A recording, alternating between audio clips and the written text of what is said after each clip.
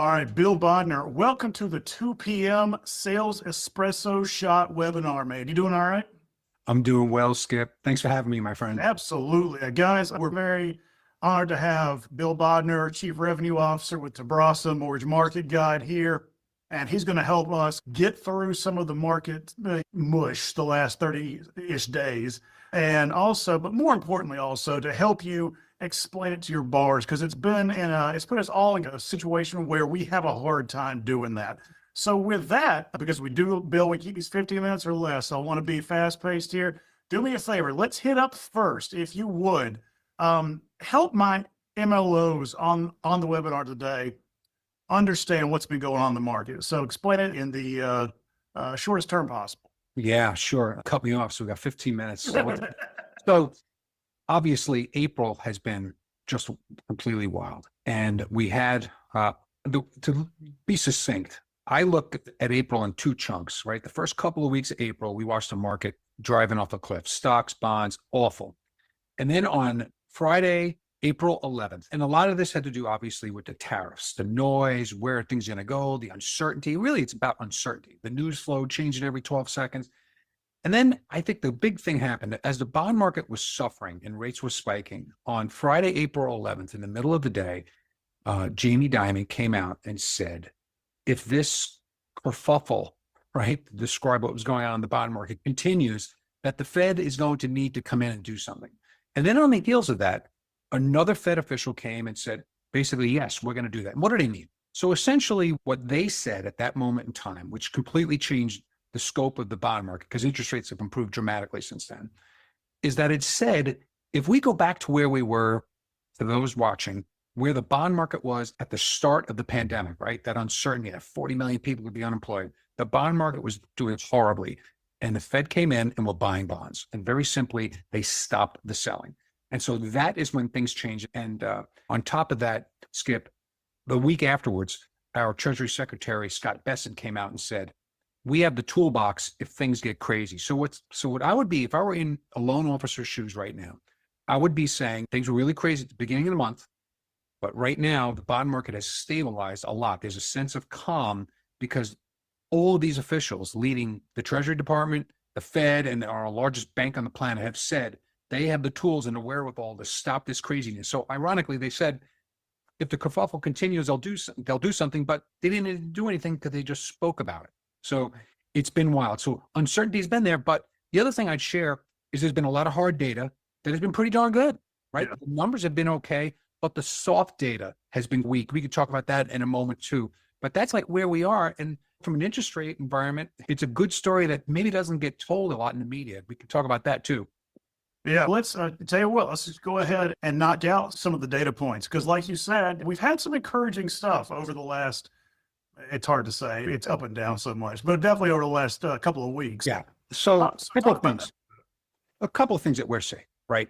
The hard data, and by the way, hard data is the labor market, inflation. You have to watch those. Then the other one is like the soft data or the surveys, consumer sentiment. Case in point. So consumer sentiment is like a poll. We know polls probably sometimes aren't very accurate. It's a survey. And it's like you look at a bunch of people and you ask them to look at where do you see things. They see inflation. You can't even, I can barely see this with a straight face, running at 6.5% over the next year, which is mind-boggling. The bond market, here we are in like, when we're recording this in May, in the beginning of May, this is literally going to be, we're going to see the lowest PCE, the Fed's favorite gauge, in 4 years. So is the PCE right? Or is the consumer sentiment right? The PCE is right. That's the hard data. What we hope as mortgage professionals that the hard data, we don't get to 6% inflation. That's not going to happen. The labor market, people are worried about a job. People aren't hiring and people aren't firing right now. So we're not seeing mass layoffs, nor are we seeing robust hiring yet. Why? Because we're waiting for the whites of the eyes of fiscal policy to be put forth. Where are taxes? Where are regulations? All of these things are important. You're a CFO, you can't make a decision, but that's beneficial to the mortgage rate. So while we wait around, while we work through this, what has been the beneficiary? Interest rates. And so there's a lot that we have to track as mortgage professionals. And then the debt's the big thing. I think the biggest thing for us in mortgage that happened this year is that Treasury Secretary put a target on a 10-year note and said, we're going to drive that lower. And really, since he said it, it's happened. It's been bumpy. It's been unnerving, but When I said it'd be pretty. it's never pretty. It's never pretty. But what do you think? So obviously things change in intraday and just week over week so much. If you are an LO right now, one thing I'd like you to point out is, hey, these borrowers are coming to LOs saying, God, I know it's been up and down. I need to know whether I need to lock or float, or can you tell me what's happening? Can you give the attendees today just a couple of talking points that they can say, hey, to the average person who's not in this every single day, hey, this is what's happened and this is what we're going to do about it going forward? Yeah. So one thing for sure is we're friends a long time, and I try to be very optimistic, but rooted in reality, right? One thing we have to acknowledge is that the media is not going to be our friends in all this. They don't say, hey, Skip, everything's great. Let's carry on and see you next week. They're telling us that things are really bad. And what I could tell you is you look around that the hard data is not bad yet. Let's hope it doesn't get bad. Interest rates are moving lower. Energy is moving lower. I would be telling a borrower that you want to be able to buy a home whenever you can. By the way, the numbers even in the housing market have been good, right? The new home sales were fantastic recently. So it highlights that every time you get a downtick in rates, there's a flurry. What I would be sharing is right now, interest rates are probably we may have seen the peak, by the way. I think the peak in rates was January 15th. Let's hope so.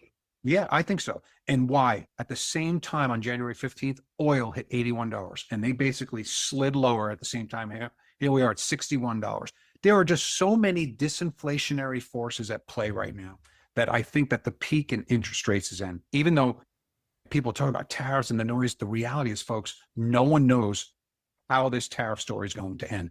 But what we're getting during the midst of all this is incrementally lower rates. And I would encourage you, you don't want to wait and buy when there's clear signs. You want to be greedy when others are fearful, and the opposite is true. When the media is scaring, you got to take your client, march them down, and seize the opportunity.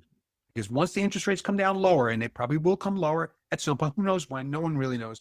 But when it happens, the opportunity is gone. So there's an opportunity, and there's always an opportunity. And I think you need to play into the fear right now. Help your clients walk through what's actually happening. But talk about stocks. Stocks got killed in April. First couple of weeks of the month. Yeah. The next 2 weeks, the Nasdaq's up 14%. I don't hear anybody talking about it. It's right. All they talk about is either what happened in the first part of the month, or they don't talk about it at all. But going up 14% in a couple of weeks is some of the biggest rallies in stocks that we've seen in history. Yeah. It's a nice story that doesn't get shared. So there's good news to be shared, my friend. Almost like the news's job is to sell fear. It's weird. It is. Strange, isn't it? All right. So if you're a loan officer and you're looking to one or two, let's say you need to brush up on your market knowledge a little bit. Yeah. What are one or two benchmarks that an LO would really need to watch and then trigger a phone call to a borrower? Well, right now we're watching at Mortgage Market Guide. You have to watch what mortgage-backed securities is on, because that's where your pricing's coming from. But if you didn't have access to a tool that can provide that, you can watch 10-year note. And right now it's pretty clear as day to me that if I want to talk to my mom, right? Hey mom, go Google a 10-year note. Where you're going to want to watch is the 10-year note getting beneath 420 on a 2-day closing basis. We want to get into the teens, right? 4 and change. And then from there, it will push to 4%. And we haven't seen that happen in a while. There's a saying, nothing good happens beneath the 200-day moving average, but that's talking about price. In rate, everything good's happening. And so right now, the 200-day moving average is we're above that in the 10-year note. I would be watching that. We get beneath 420 on a 2-day close, and we start pushing towards 4%, things are good. And then you couple it with oil, uncertainty. All these things are coming our way. But that's one thing for sure I'd be watching. And then what we have to watch is that the hard data doesn't get impacted by the soft data, right? The hard data is like the labor market's still good, inflation's coming down, growth is still there, people are spending, durable goods, all the retail sales was good. There's a lot of good data. We want to make sure it doesn't get infected by people not feeling really good about like the prospects of inflation, which I think are dramatically over exaggerated in those consumer sentiment numbers. Yeah, I agree with that completely, actually. It's interesting because it's just like you said, amidst all this uncertainty, we've really it's almost like it's subtle. You can't see the improvement unless you're looking for it. And that's what we have to do as mortgage professionals, is really look at what's happening around us holistically, not just have our tunnel vision on one set Yeah. information. All right, Bill, that's it. We are at the end. However, I will say this, guys, if you need a good resource, and I did not tell Bill I was going to do this, all right? If you need a good resource, if you need to brush up on your market knowledge, you need information day to day as it's happening, and you need resources to also share with your customers. Tabrasa, Mortgage Market Guide, does a phenomenal job. In the post-webinar survey, there's going to be information that where you can go contact Bill, contact Tabrasa, sign up. It's not expensive. I'm a member. I spend money on it, even though I'm still not, or even though I'm not actively originating. It is a phenomenal resource, guys. You got to scope it out. So, Bill, thank you so much for sharing some knowledge with me today. Thanks, everybody. All right. See you. Have a great day. Bye now.